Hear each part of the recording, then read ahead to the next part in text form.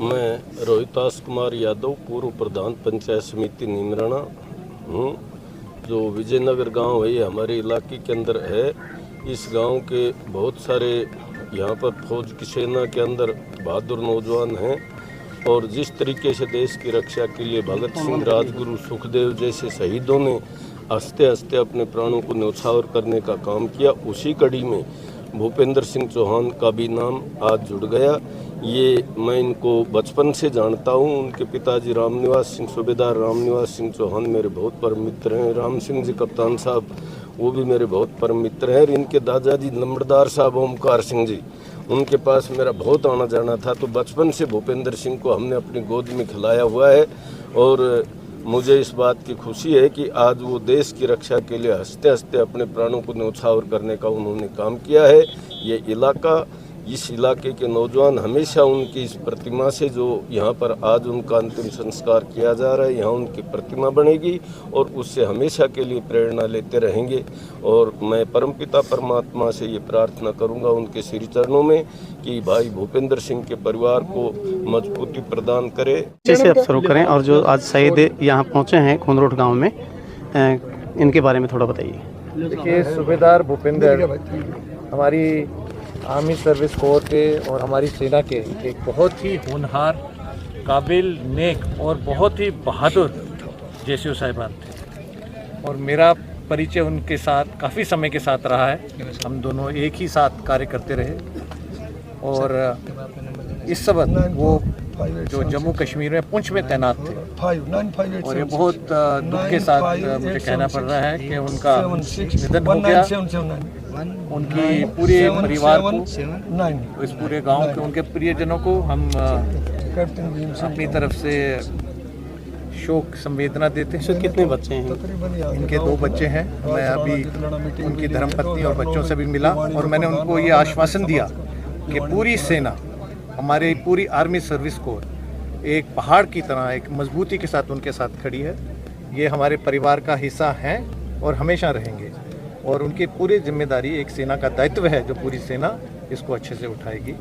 और आज हम सब यहाँ उनकी दिवंगत आत्मा को श्रद्धांजलि देने के लिए उपस्थित हुए हैं। और मैं प्रार्थना करता हूँ प्रभु से कि उनकी आत्मा को शांति दे और परिवार को मजबूती के साथ इस समय को, कठिन समय जो उन पे आया है, जो पहाड़ सा उनके शोक टूटा है, उसको मजबूती के साथ सह सकें। अशोक, आज आप यहाँ खुंदरोट गांव में पहुँचे, विजयनगर पहुँचे, बहुत अच्छा शहीद का अंतिम संस्कार किया जा रहा है, क्या कुछ कह रहे हैं? देखिए, बड़े पीड़ा के साथ में कहना पड़ रहा है कि हमें आपसे एक दुख की घड़ी हमारे लिए कि हमने एक सैनिक को खो दिया, एक बहादुर सैनिक को। लेकिन खुशी भी है कि माँ भारती की सेवा करते हुए कश्मीर के पुंछ ज़िले में माँ भारती के वीर सपूत अमर शहीद भूपेंद्र सिंह चौहान जी अपनी वीर गति को प्राप्त हो गए। और परिवार के प्रति इस दुख की घड़ी में संवेदनाएं प्रकट करती हैं, क्योंकि जाग जाता है देश जब जवानी जाग जाती है, जाग जाता है देश जब जवानी जाग जाती है, मौत भी शर्मा जाती है जब कुर्बानी रंग लाती है। उनकी कुर्बानी एक प्रेरणादायक कुर्बानी है जो आने वाले पीढ़ियों के लिए एक प्रेरणा स्रोत के रूप में उभरेगी। चौहान जी के परिवार में उनके भाई और पिता सूबेदार रामनिवास सिंह जी और कैप्टन राम सिंह जी चौहान, जो पूरा परिवार भारतीय सेना से जुड़ा हुआ है, इनका जज्बा, जुनून और देश के प्रति समर्पण का भाव देखते ही मिलता है और लोगों के लिए प्रेरणा भी है, क्योंकि पूरा का पूरा परिवार सेना के प्रति, देश के प्रति, राष्ट्र सेवा के प्रति समर्पित है। और ये भाव, आत्मीय भाव भारतीय सेना के साथ में भारत माता से जुड़ा हुआ है और बड़े गर्व और गौरव की बात है कि पूरा परिवार सेना के साथ जुड़ा। कैप्टन भीम सिंह तंवर, जाट मेरा गांव है और हमारी यहाँ बहुत रिश्तेदारी है। इनकी दादी जी भी हमारे नरेश की बुआ जी थी। और ये बड़े मतलब गौरव की भी बात है। मौत तो सभी को आती है, मुझे भी आएगी, मेरे से छोटे छोटे चले गए, लेकिन सेना में रह करके देश के लिए बलिदान देना जो ये सर्वोच्च बलिदान है। 1962 की लड़ाई के बाद लता मंगेशकर ने 3 महीने बाद जवाहरलाल नेहरू ने एक मीटिंग के अंदर गाना गाया था, ऐ मेरे वतन के लोगों जरा आँखों में भर लो पानी, जो शहीद हुए हैं वतन पे उनकी याद करो कुर्बानी। तो नेहरू रोने लग गया था, भावुक हो गया था। ये गाना भारत में आज भी 3रे नंबर पर, पहले जनगणमन, 2रे नंबर पर वंदे मातरम और 3रे नंबर देशभक्ति का गीत कौन सा है? ऐ मेरे वतन। सूबेदार साहब की शहादत हुई है, ये देखो, हर फौजी का एक मन में एक होता है कि देश के लिए मैं जो है कुर्बान हूँ, शहीद हूँ। तो यूँ तो देखा जाए तो एक बहुत बड़ी बात है, देश पे शहीद होना अमर होने के बराबर है। लेकिन फिर भी परिवार के सदस्यों के लिए तो एक गमी का है, क्योंकि उनका एक मुख्य सदस्य गया है। तो पुलिस प्रशासन की ओर से जो है मेरी तरफ से जो है हम आज आए हैं और इस दुख की घड़ी में परिवार के साथ संभल देने के लिए।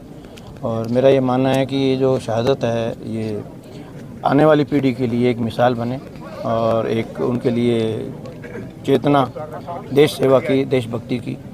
तो यही मानते हुए कि ये जो हैं अमर रहें और इनके आगे भी पदचिन्हों पर चलते हुए इस इलाके के और आसपास के लोग जो हैं वो सेना में और देशभक्ति में आगे से आगे बढ़कर अपना योगदान दें।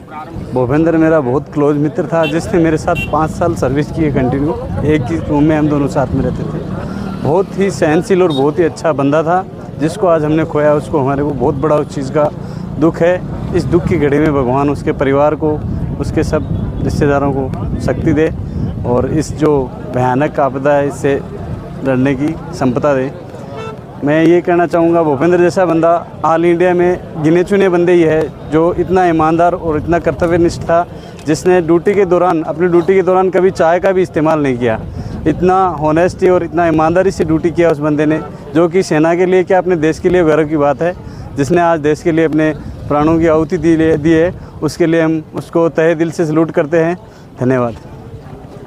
कौन सी बटालियन में थे आप लोग? ये अभी आर्मी हेडक्वार्टर यहाँ पोस्टिंग था, पहले इससे पहले लखनऊ पोस्टेड थे।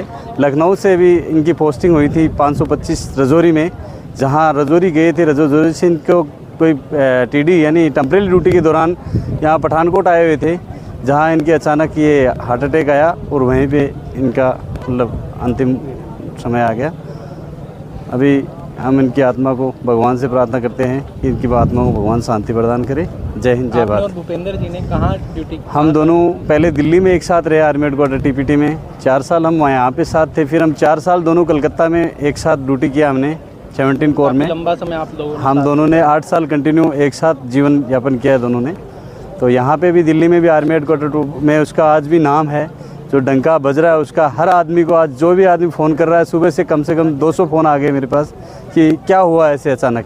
अब क्या बताइए, भगवान की मर्ज़ी थी। जो बंदा आज इतना ईमानदार और इतना अच्छा बंदा था, भगवान को भी यही लगा कि अच्छे आदमी को तो भगवान भी नहीं छोड़ता है, बुरे को तो जल्दी से मौत नहीं देता, पर अच्छे को तो भगवान भी। अब ये उसकी अच्छाई की वजह से ही हुआ है, क्या हुआ जो भी हुआ है, पर ये बहुत गलत हुआ है। भगवान उनके परिवार को शक्ति दे। जय हिंद, जय भारत। सत्य है।